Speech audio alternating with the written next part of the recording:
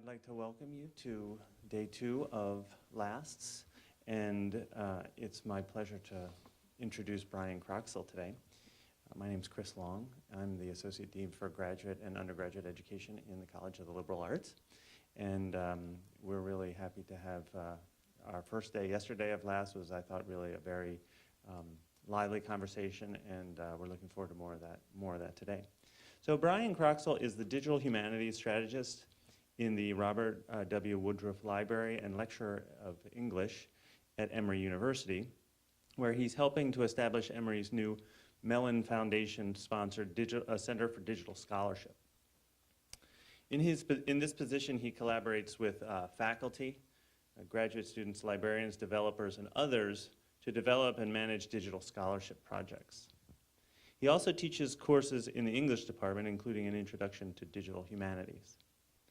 He's an elected member of the Executive Council of the MLA and the Association for Computers and the Humanities.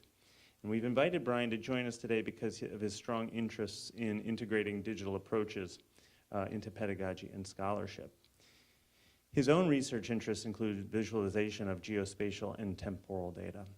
One thing I will say about Brian is that he's like a master tweeter. I think he's like Yoda or something. You can do things with Twitter. I feel like I'm looking over. Yesterday I was just, again in awe of you. But the thing is, he's going to need us to tweet for him when he's talking, unless he's going to really be able to tweet at the same time. So I do call upon you to channel your inner Brian Croxall, maybe without so much snark. But anyway, no. To tweet along with us here, and the Twitter hashtag is LASTS. So with that, I want to welcome Brian Croxall. Welcome.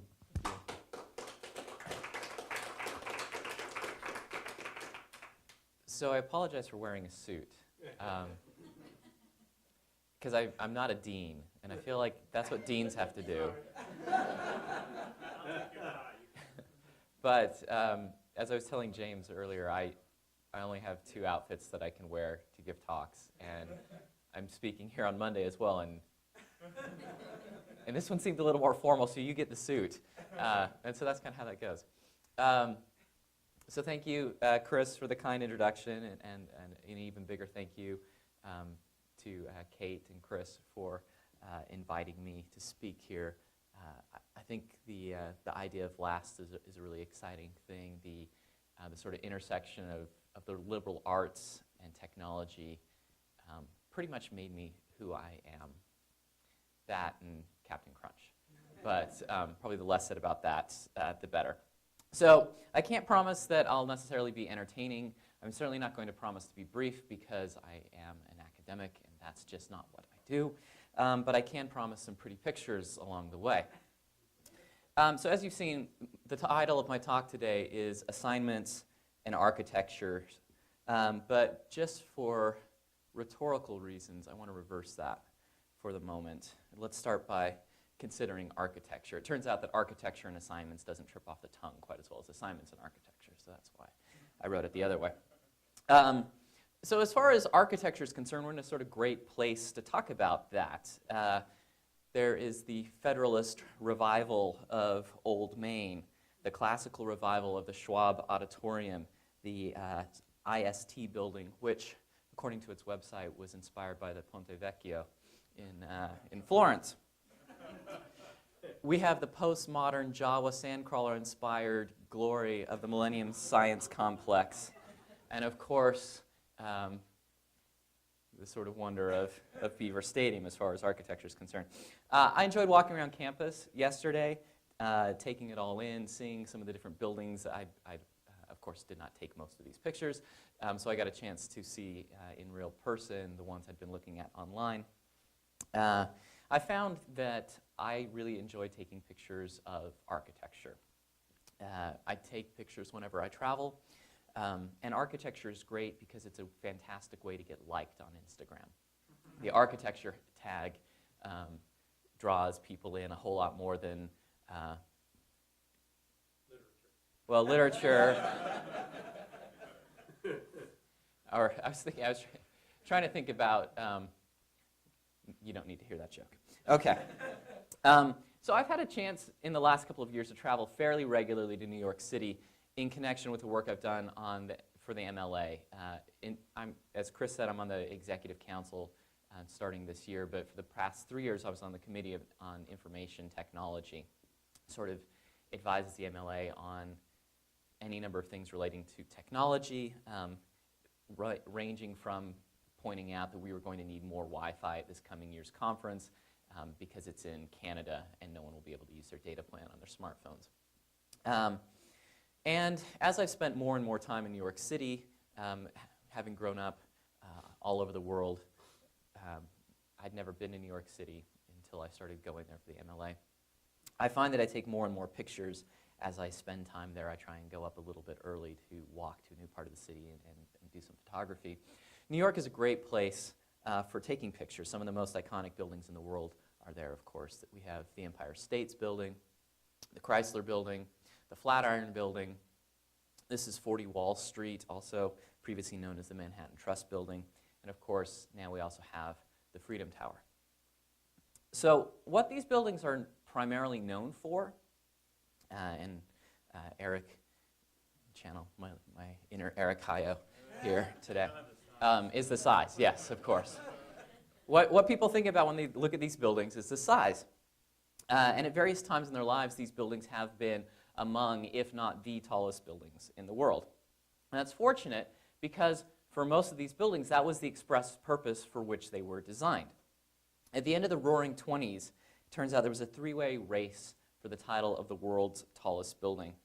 The Chrysler Building was begun first in 1928 with a planned height of 838 feet. 1 year later, the building on 40 Wall Street was begun. And what could be the sort of equivalent of saying, yeah, 40 Wall Street was planned to be 840 feet.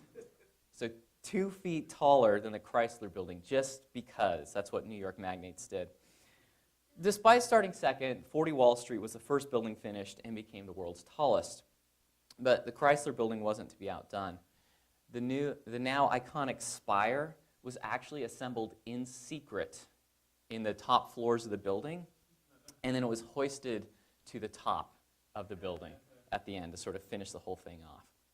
So it's sort of game, set, and match at that point. But then 1 year later, the Empire State Building showed up and beat them both at their own game, rising to 1,250 feet. It only took 410 days to build the Empire State Building because it relied on the talents and hard work of a team of 3,400 individuals. And even though the Great Depression had begun, was sort of in full swing at this point, there was sufficient excitement about the completion of the Empire State Building that Herbert Hoover, who was the President of the United States, opened the building in 1931. So a sort of tremendous amount of time, effort, work, and excitement went into these buildings around New York. So with that as a sort of backdrop for architecture, let's compare what happened when your students turned in their most recent assignments. Did they expend a tremendous amount of time and effort? Maybe. Maybe not. Did they experience great excitement when they were done? No. No, they didn't. Indeed, there's a very good chance that both you and your students felt more or less the same way when they did their work and then you had to grade it. This is how we experience work in the college classroom most of the time. This is clearly not the sort of event where the president of anything will be calling to congratulate you after the fact. So, what's the difference between assignments and architecture? Why the excitement and racing over these buildings and the absolute lack thereof for most of what we ask our students to do for our classes? Now, this is not perhaps as crazy a question as it might appear at first blush. After all, it's important to remember that both assignments and architecture begin with drafting. Huh? Huh? Yeah, okay. It's a bad pun. But not nearly as terrible as the building or essay that is completed without the draft. It's early. You guys needed more muffins. But I've got more. I've had more than just puns on my side. I also have sort of quotations from famous people that back me up. The French architect Le Corbusier summarized his craft in this way.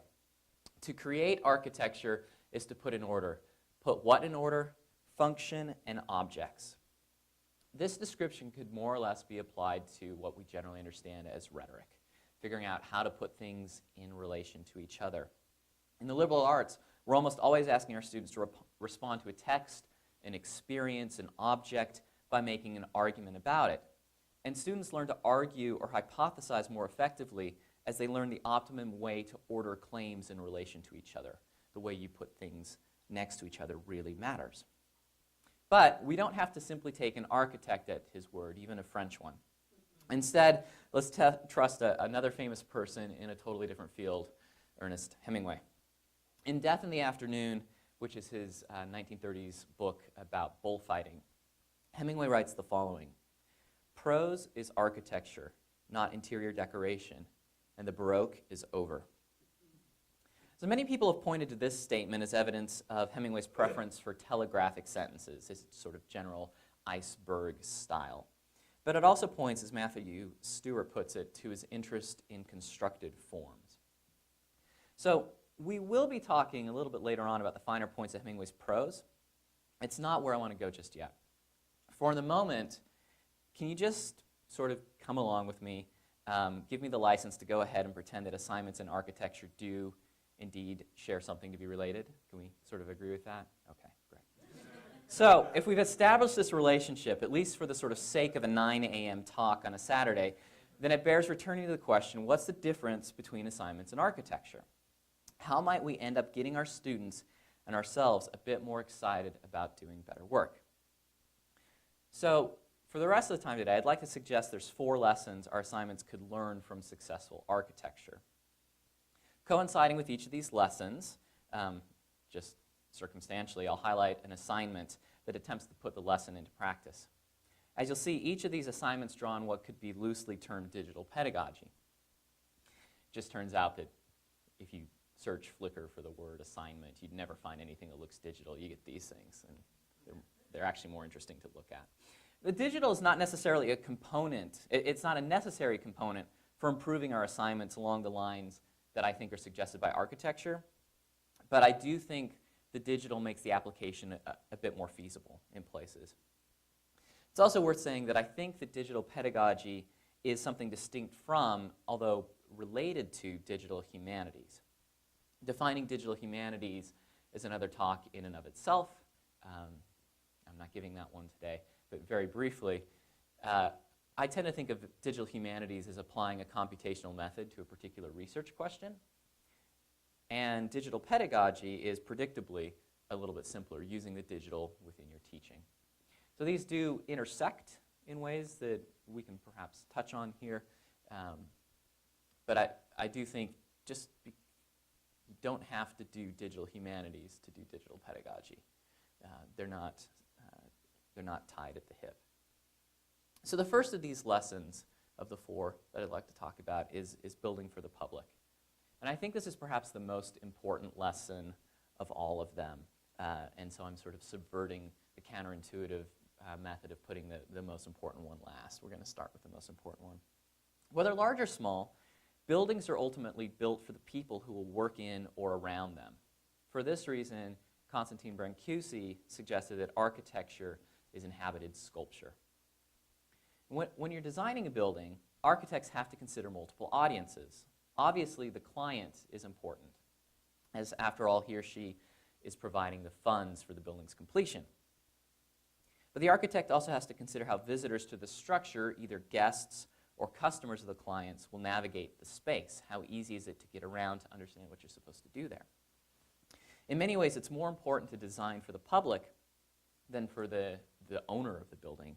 As the owner, or the client, the architect's client's long-term solvency depends upon the people who are actually visiting the space. If they can't figure out how your space works, they'll either not spend money, or you'll get Frederick Jameson to write a chapter about the Bonaventure Hotel. I mean, that's basically your options, and he already did that once. He's not going to do it again. Finally, the architect has to consider those who will be the neighbors of the structure, as well as any who might pass it. What message will the home, the office, or the skyscraper send to those who are just simply walking by? On the other hand, when a student completes an assignment, she almost always has a single audience in her mind, her professor. A writing assignment is too often conceived as an exercise in extended private reading. An individual student writes what he has concluded after protracted and careful reading, if we're lucky. The faculty member then privately reads the assignment and in turn creates a private response to it in the form of a few sentences written at the bottom of a page. The student will read these comments privately, and that's it. So it's sort of small wonder there's no enthusiasm or celebration because the exchange is so limited in its scope. Nobody wants anybody else to see what's happening in this moment.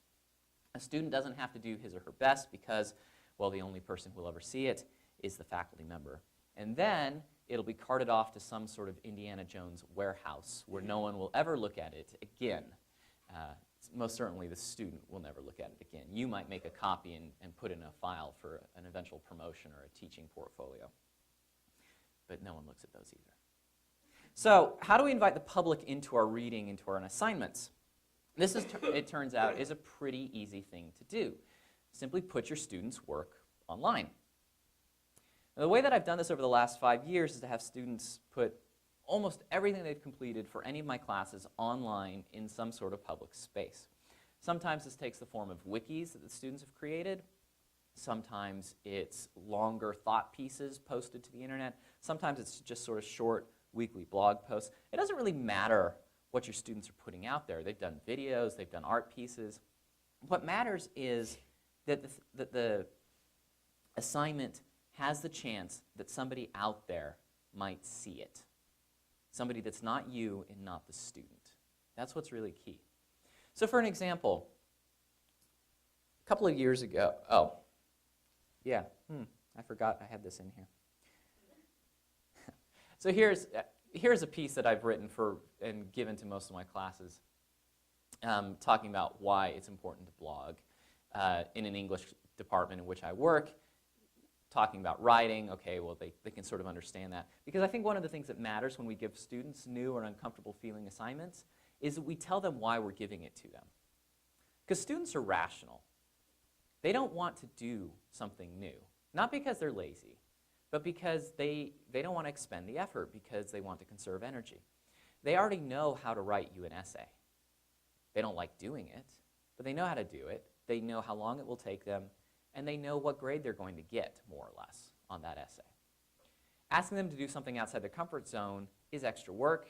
They're rational. They don't want to do that. So it's important to tell them, here's why I'm asking you to do this. It's not because I'm trying to be cool and integrate technology into my classroom. I actually think it's going to affect your learning process. So we can talk about learning to write, why a blog, the need to be in a sort of conversation. Okay, but why do we have to do this in the public? And I sort of tell them that college is not preparation for the real world, but it turns out is part of the real world before we get there. So with this as a sort of backdrop, here's something that happened with one of my students.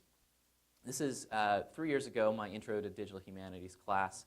My students had read an essay by Steve Ramsey, who teaches at the University of Nebraska, on building. James actually spoke about this yesterday.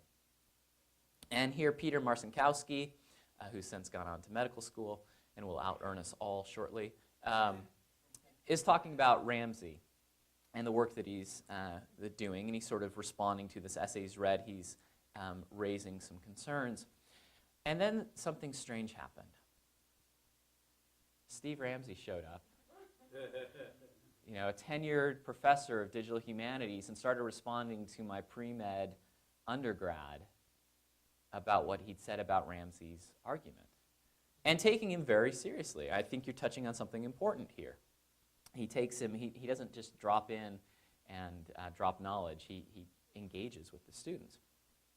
So this was a sort of really interesting moment for my class in which they discovered that, wow, this could happen to us. And we're, of course, past the moment in 2014 where it's unusual for a class to be blogging. This is a pretty common thing for us to do.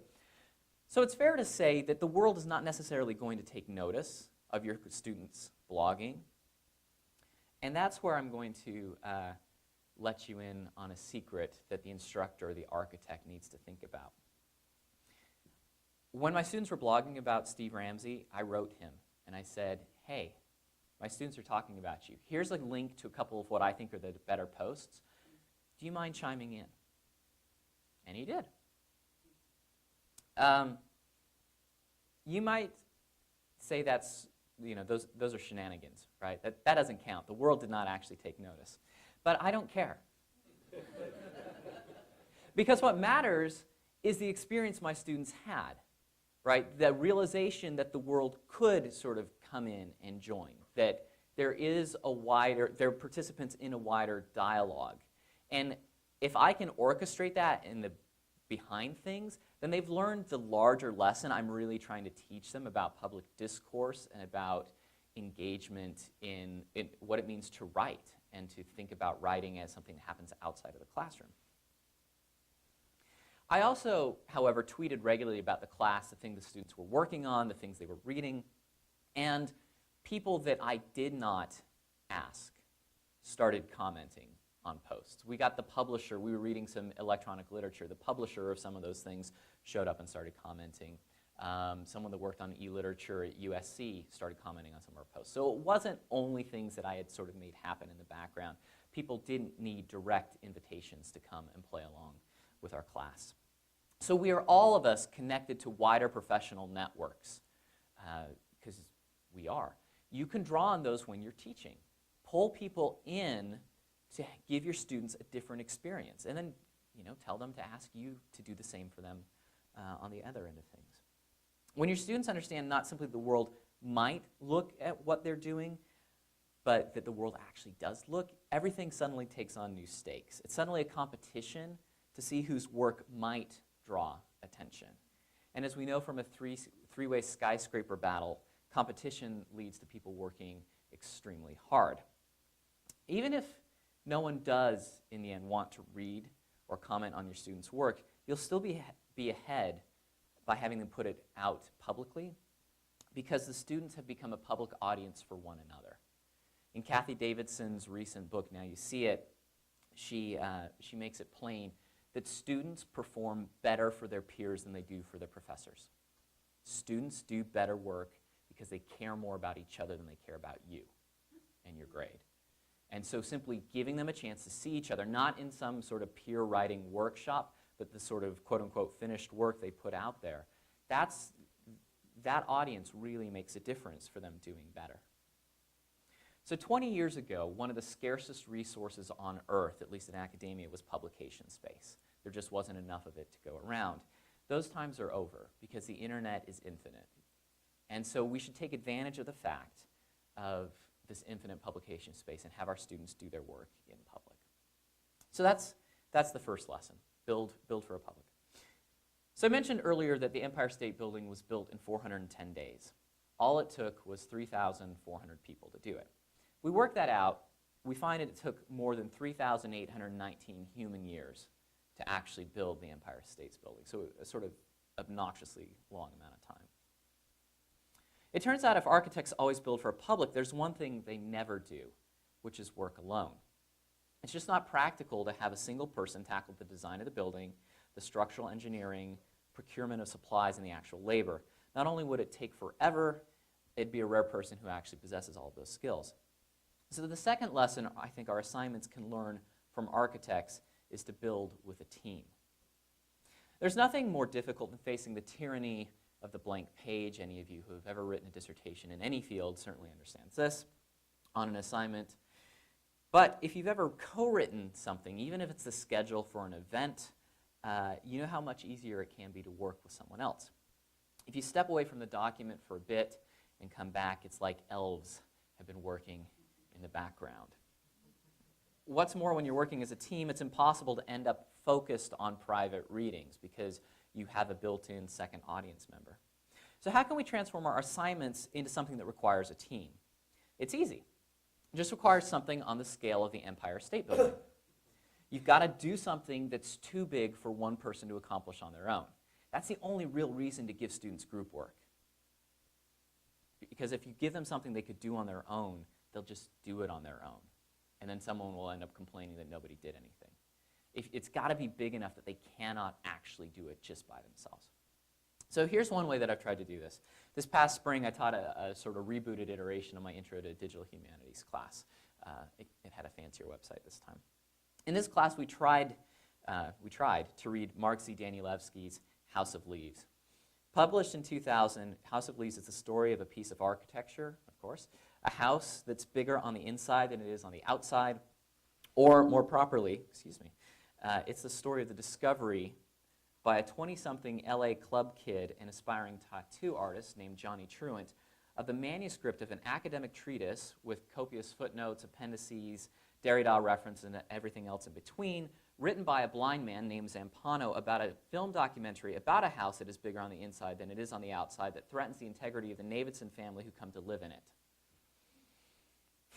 Truant reassembles the manuscript, which has been sort of scattered and thrown about Zampano's house after he dies, adding in his own narrative about familial loss into the footnotes, which are in turn commented on by anonymous editors. So it's like Nabokov's Pale Fire on acid. And if that's not complicated enough for you, and this is the dedication to the book, this is not for you, just wait until you start looking at the pages. So House of Leaves is quite literally a text that is too difficult to read on your own. It does not want to be read by a single person. It wants to be read by a group of people. This is a novel written for the age of the internet. The need for conversations about the book is one of the reasons why I think it works so well in the classroom. It also is a great story. It's my favorite thing. But as I was beginning to plan to teach my class this December last, getting ready for January, I found myself wondering if there might be more that class could gain if we would read it in an even more expansive way than we had done in the past. So I asked some friends and colleagues if they'd be willing to try an experiment and have their classes read it at the same time as mine and do a collective assignment. The amazing thing about universities is there's more than one of them. There are people across the country who are probably teaching the exact same thing as you, or some version of it, right? Like the same book, the same concept is being covered in a different class. The class might have a totally different focus. There are people teaching that exact same thing. You could do things with those people and stop pretending that there's only one class that ever reads our books. So eventually we got 5 people participating in this assignment. Zach Whalen, University of Mary Washington, Mary Holland at SUNY New Paltz, Chuck Rybeck at U of Wisconsin Green Bay, Jeremy Douglas at UC Santa Barbara, and myself. Since the book is in many ways an attempt to condense all forms of media into the print volume, the book wants to sort of eat up every other form of media. We wanted to explode it backwards into its constituent media. The idea for how we might approach this came from Zach Smith's project, which was called Pictures Showing What Happens on Each Page of Thomas Pynchon's novels Gravity's Rainbow, which is exactly what it sounds like. This is page 353. He does an illustration or a painting for every single page of Gravity's Rainbow. And then, because that's a sort of amazing stunt, he gets it published and put online. So we started thinking about what would this look like for House of Leaves. We called our project A Million Blue Pages. You can go to amillionbluepages.net if you would want to see it. What A Million Blue Pages did was collected the media response of our students to individual pages of the novel. All they had to do was to post onto one of 4 social media platforms, Tumblr, Twitter, Vine, or Instagram, and then include 2 hashtags. The first, HOL14, was the sort of larger hashtag for the project, and then a hashtag with the page number. Zach Whalen, who did all of the technical work on this, even got it so it would take in the Roman numerals for the front matter of the book. So PIV for Roman numeral 4, or P33 for page 33. A Million Blue Pages is a phrase taken from the book, as you might expect, and while the book, when you're reading it, might feel like it's a million pages long, it's actually only 736 pages long, which is still quite a beast. And that makes for a lot of pages we were hoping the students would be able to create responses to. So what we ended up doing for our assignment, at least Zach and I, was breaking our students into groups and assigning them to create an object for one page from each chapter of the book. which there are 25 chapters. So they had to create 25 different media objects related to a specific page in the book. And they not only had to make something that was interesting and actually said something about the book, they also had to write about why that object was created, what their thought process was. Working together as in groups within a class and as a sort of team across the entire group of institutions, we made significant progress to creating something for every page in the book. We didn't get them all done. One of the problems is the final 100 pages of the book are appendices, including like a 50-page index, which you normally don't expect to see in a novel. And it's a strange index because it lists things that words that do not actually appear in the novel. Among with giving you a page for every, in the index is the word fuck and fucking and fucker. So things that you would normally not expect to find in an index show up there. So our students made some really exceptional work. This is the sort of the bigger interface where you can see by page everything sort of coming in. And so multiple responses could be created. You can click on the individual page number. It'll take you to a screen showing you all of them where you can comment on the page as a whole. Here's a drawing. The concept of ash and trees show up quite a bit in the book. So my students made a drawing in match ash. This is actually, I think, my overall favorite thing. I tried to get them to give me the picture, but they'd thrown it away. Chuck Ryback in Wisconsin actually had a book artist come work with his students to help them think about how to disassemble the book and how a book artist thinks about things. One student made this sort of amazing cutout of a house, and if you can see the outlines here of a dog and a cat, which relates to chapter 6 in the book, in which it turns out animals don't really understand the house the same way anyone else does. There's another creation from Chuck's class where you can see what's happening on this page relates exactly to the story here. And in Danielewski's novel, the page here is blank. It gives you a sense of what's happening by the way the page layout. And then we even had students doing Vine, and there was no good way to, let's see if I can, get this to come up.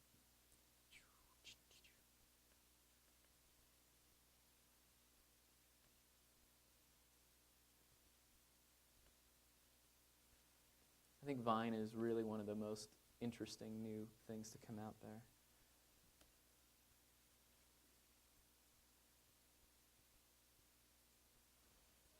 What are you doing? I'm reading.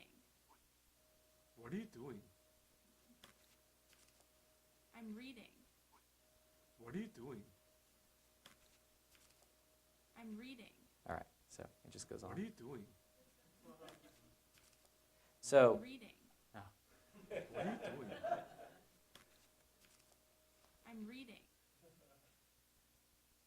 so Vine, if you don't know, is essentially Twitter for video, 6 seconds and it loops. So the students had to think about playing with the looping nature of Vine as a sort of response. So frequently our students are resistant to group assignments because of the difficulties of working within groups. As I've already said, you've got to give them something that they need a group for. And the collaborative authoring and media tools of the internet actually means that we solve a lot of the difficulties of group work, of groups getting together. And it's fine to tell the students that, you understand that their schedules are different, but they don't have to be in the same space to get things done. In the absence of these difficulties, then, it's up to us to, as teachers, to provide more for our students. Let's make sure that the tasks we're giving them are so complicated that it requires teamwork. Okay, lesson 3. Now, as a book about a house, House of Leaves is obsessed with its own form. But it turns out this is not at all that uncommon for architectural objects. Louis H. Sullivan, who is often thought of as the father of the skyscraper, famously suggested the architect should realize that form ever follows function. While many understood Sullivan's pronouncement to mean that a modern building need not have any unnecessary ornamentation, Sullivan's own work points to a slightly different understanding. He continued, even after saying this sort of pithy, nice thing, to ornament his buildings with Art Nouveau elements or geometric designs. So what I think Sullivan actually means is that, first, the buildings can serve any number of different functions, and then second, that a building's form should simply fit its need, decoration or not. If you are building a building that has a function that involves decoration, that's perfectly okay. Mies van der Rohe, it turns out, really got a lot of things wrong. Unfortunately, so the lesson our assignments, I think, needs to learn from Sullivan in this case is to build different forms when necessary. Unfortunately, many of our assignments have very predictable forms. You'll probably know, if any of you ever took an English class, what I mean when I say the 3-essay class, right? You are going to write 3 essays over the course of the semester, and of the 12 books we'll read, you'll pick 3 and you'll write essays. So I'd suggest that using the same form of assignment over and over again only works if we want our students to learn the same thing over and over again.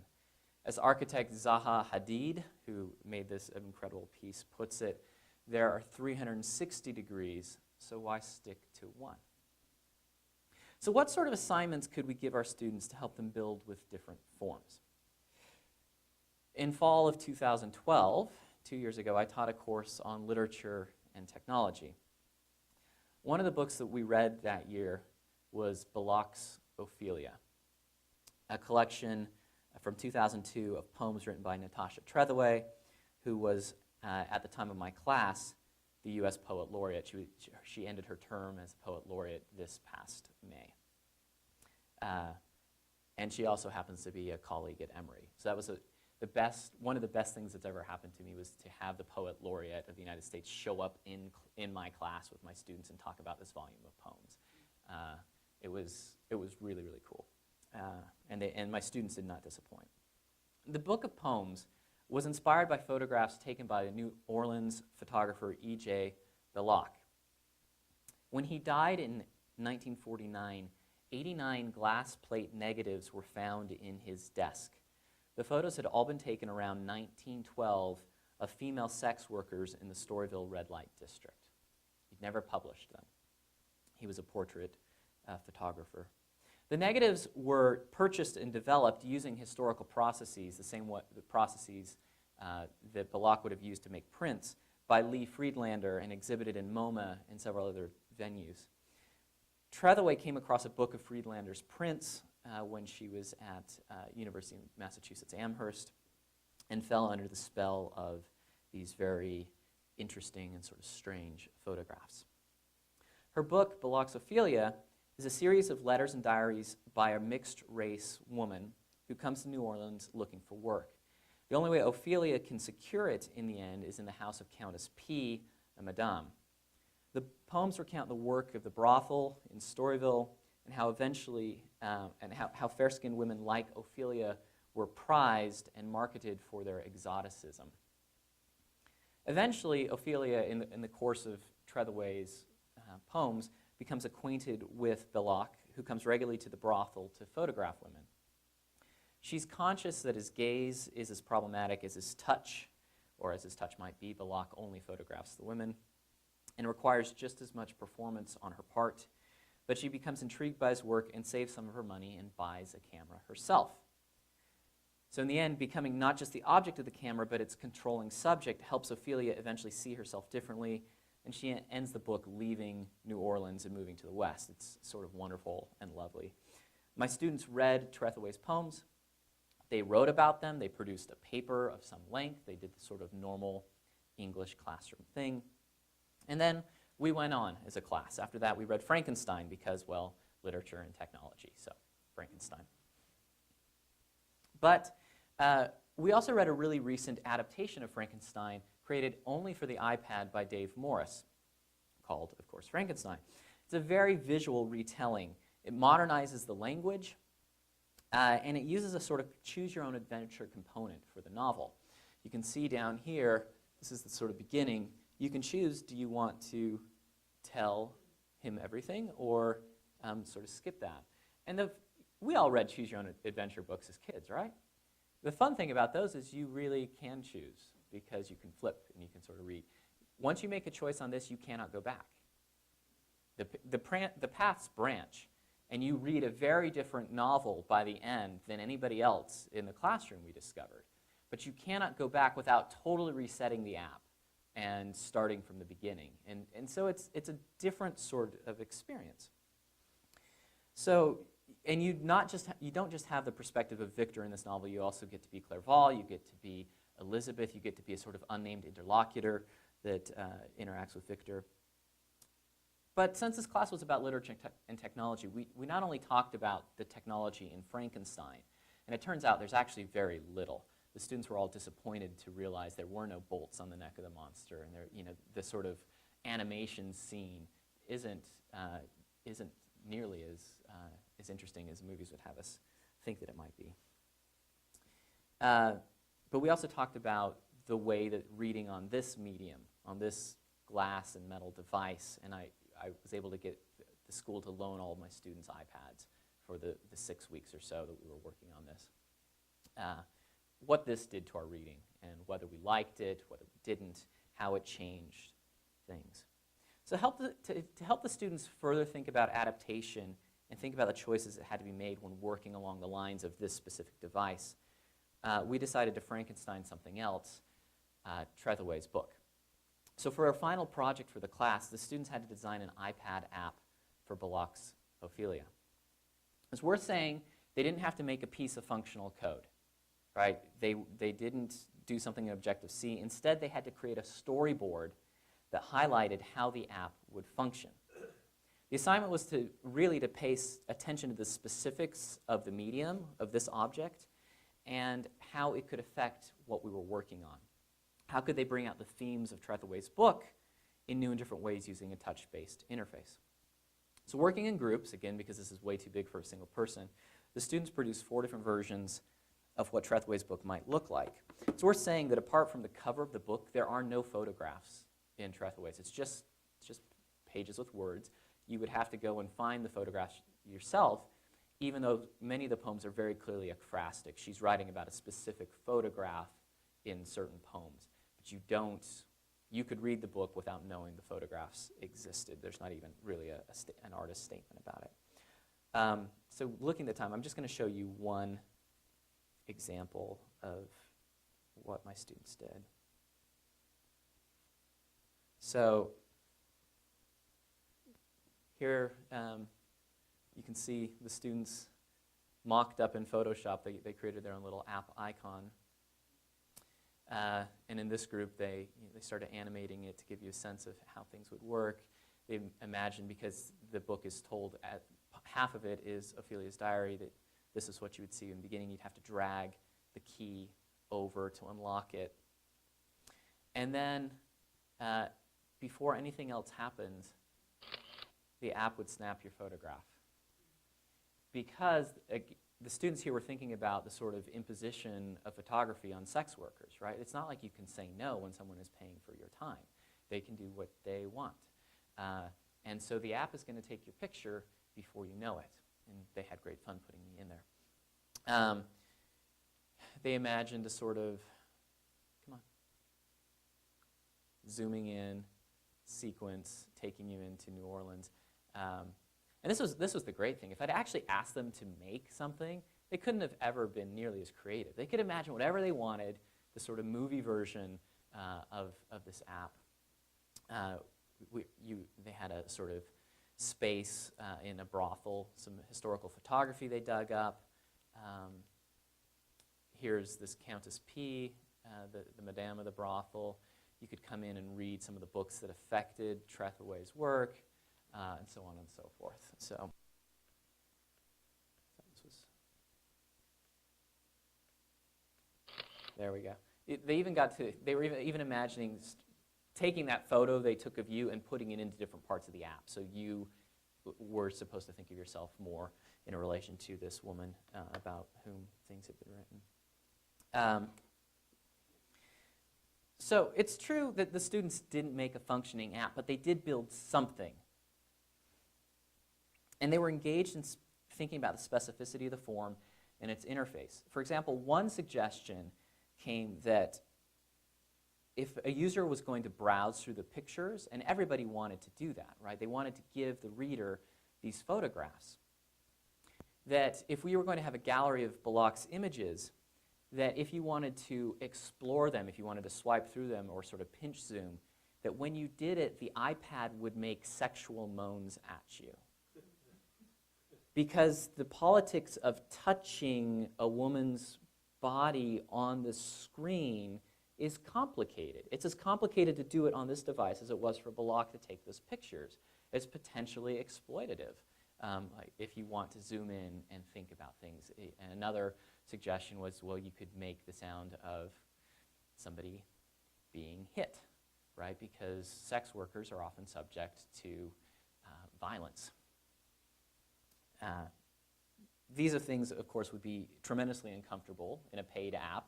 You would actually, Apple would never put an app with nudity in it on the App Store. But that's okay, because we weren't making it, but getting them to think about that process. The students learned things about Trethewey's work by building that they never would have simply by reading and writing. They had to think about it differently, and it came from asking them to build a totally new form. Okay, so lesson 4. If we look back at the skyscraper race between 40 Wall Street, Chrysler Building, the Empire State Building, what we find is architects were building for the public, in teams and with different forms, as new structural engineering techniques were needed for building such tremendous size. But what really got the city excited was the fact that it was an attempt to build something new. And this is the 4th lesson our assignments can learn from architecture. Build something that hasn't been built before. So often we give our students assignments that we have given before. I love Emily Dickinson's poetry, right? Everybody does. It's unfashionable to say otherwise. But I find it hard to think that a student writing on her own about "my life has stood a loaded gun" will say anything new.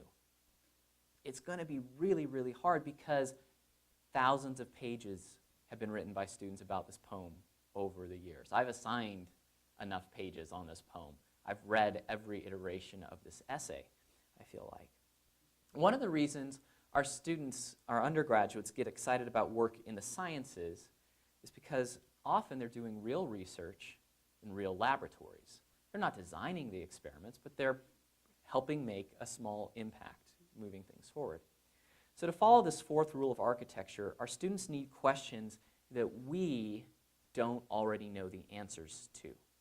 And even if, again, Eric yesterday was talking about how there's this sort of subset of ways you could read it this way and this way and this way. Not an assignment with options, an assignment that we really don't know what we're going to get. So finally, let's turn back to Hemingway. The last thing that we did in my Intro to Digital Humanities class this year was to ask what would happen if we read everything that Hemingway had ever written. That's an impractical question, of course. His complete short stories is over 650 pages. He published 7 novels and 2 nonfiction works. 3 other novels and 3 nonfiction books have been published since his death. It would be all but impossible to read all of Hemingway in a whole semester, let alone what I gave the students 2 weeks. So fortunately, the assignment was actually called How to Not Read Hemingway. No matter how much someone has written, you've always got time to not read it, it turns out. And before any of you sort of expire from shock, we did read some short stories. I picked a couple of classics, Big Two-Hearted River, Hills Like White Elephants, and some strange ones, God Rest You Merry Gentlemen, which is about a Christmas Eve genital mutilation. And I let them choose some stories randomly as a class. I gave them the title page of the book, and I said, just pick some that we should read, so a sort of random sampling. Unshockingly, they picked this story titled A Very Short Story. So again, students are rational.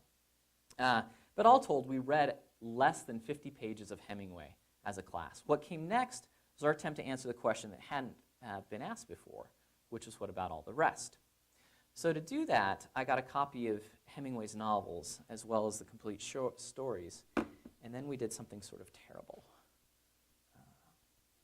And again, I'm not sure why that didn't activate, but it's well enough. That was another Ophelia, but save that for another time. Come on, Brian.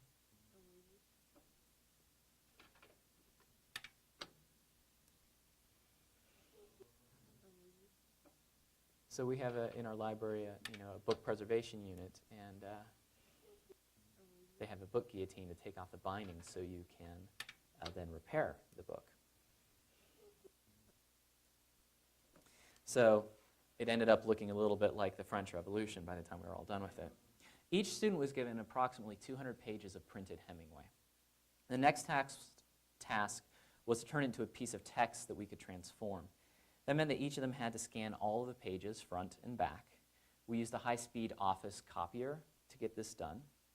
They then took the outputted PDF and used an OCR tool called Prismo, which is actually really affordable. It scanned each page and grabbed as much text as possible. So this is the PDF. It's pulling out text.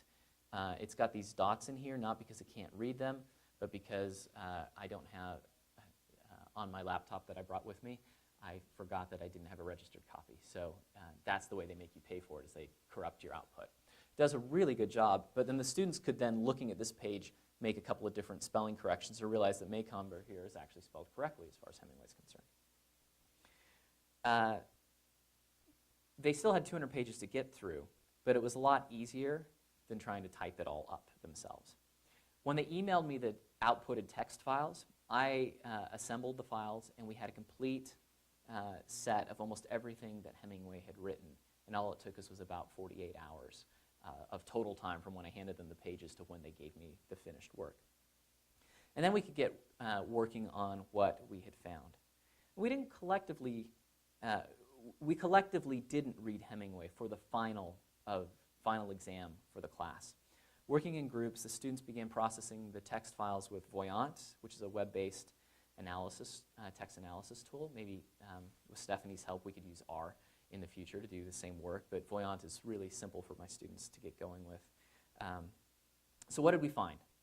Now, it depends, of course, on what you were asking. The reason I had my students read some of Hemingway is so they could get a familiarity with his writing style, some of his subjects and themes, so that they could then try and figure out questions they might ask. They had an informed place to begin from.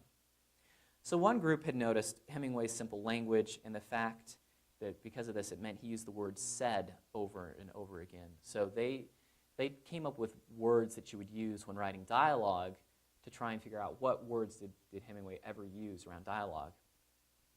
Here in Sun Also Rises, you can see the frequency of the word said showing up across these circles are centered at randomly subdivided sections of the book. So you can see said just shows up, whereas this is whispered, answered, screamed, and exclaimed never show up at all. And so the word said just sort of moves throughout. And said is a very common term when telling stories. Turns out it's ridiculously common in Hemingway. Hemingway uses almost no other terms for introducing dialogue. So that's maybe something we could have guessed on our own. What we couldn't have guessed is that when looking across a body of his works, an incredible drop-off in relative frequency of the word said in the late novels. So again, this is not total frequency, this is relative frequency, so divided by the number of words in the work. We're staying very constant for 3 novels published Across the River into the Trees as 1941. These 2 works are posthumously published works. So what does this mean? Does Hemingway have a change in his late style of writing where he drops the word said? Or is it because of the way these works were edited that they actually lose a sense of Hemingway's style that we have? Or is there just less dialogue? Well, I don't know. My students don't know. But now we have a more specific question we could go back and read a little bit more to try and get a sense of. Another group thought about the key tropes from Big Two Hard River and wondered whether they appeared across all of the short stories. Well, they found that camping and fishing, so fishing is here, camping is down here, show up occasionally throughout the stories. The one thing that ran throughout was water, which is, of course, a terrible pun once again. It can be more than one thing in a story, whereas fish seldom are, but we have a different way now of understanding this sort of content of the short stories than we other would have had. And finally, Hemingway loves to use generic gendered nouns in place of names. He doesn't like to give you the characters' names very often. And my students were able to confirm what you probably would have known without doing too much of this work. Hemingway loves men, and he loves girls. boys and women do not show up very often in Hemingway's work. This boy right here is Old Man of the Sea, where there is a boy. But almost all of Hemingway's work, it's a man talking to a girl, even though they're in a relationship. Hemingway diminishes women over and over through his choice of generic gendered pronouns. And so these are novels. This is in the short stories. It's a little more volatile because the characters change, but the pattern is very clearly there. It's worth saying that our data-driven examination of the patterns in Hemingway's fiction isn't the last word on the subject. It might not even be the best word on it. But the work of the class was energized as we worked together to build something that hadn't been built before. I could really tell my students, nobody's asked this question because these texts are in copyright. You can't easily do this sort of work. That's why we had to chop up the books ourselves. That was the only way to get them. And asking this question energized the class in a way that even the House of Leaves project had not accomplished. We need, as instructors, to be more willing to call our students to do assignments that we don't know how will turn out. This assignment could have crashed and burned. It did in some ways. It wasn't a perfect assignment by any means. So the risk needs to fall as much on our shoulders as it does on our students. Right? Asking them to write that essay about My Life Had Stood a Loaded Gun, that's putting all the risk on them because I already know the answer. I should be willing to take risks in the classroom and to put my ass on the line along with the students and to maybe fail in front of them. As Australian architect Glenn Murcutt has written, we do not create the work. I believe we, in fact, are discoverers. So now, you'll remember that I didn't promise to be brief. And sadly, it turns out I wasn't lying. But hopefully, we've been able to establish that there might be, in fact, there might be a relationship between our assignments and architecture. We'll have a better chance of keeping our students engaged and producing their best work as we think about implementing these 4 lessons. So first, build for the public, build with a team, build different forms when necessary, and build something that hasn't been built before. I hope I've shown how digital pedagogy can help implement these particular approaches. It's our digital tools that make it possible for us to do so much so differently from the past. It's really, really exciting. As you're building assignments, however, it's important to remember one last person, Frank Gehry, who said, "I don't know why people hire architects and then tell them what to do." You're all architects in your own right. You don't need me or any of my ideas, so go make something amazing. Thanks.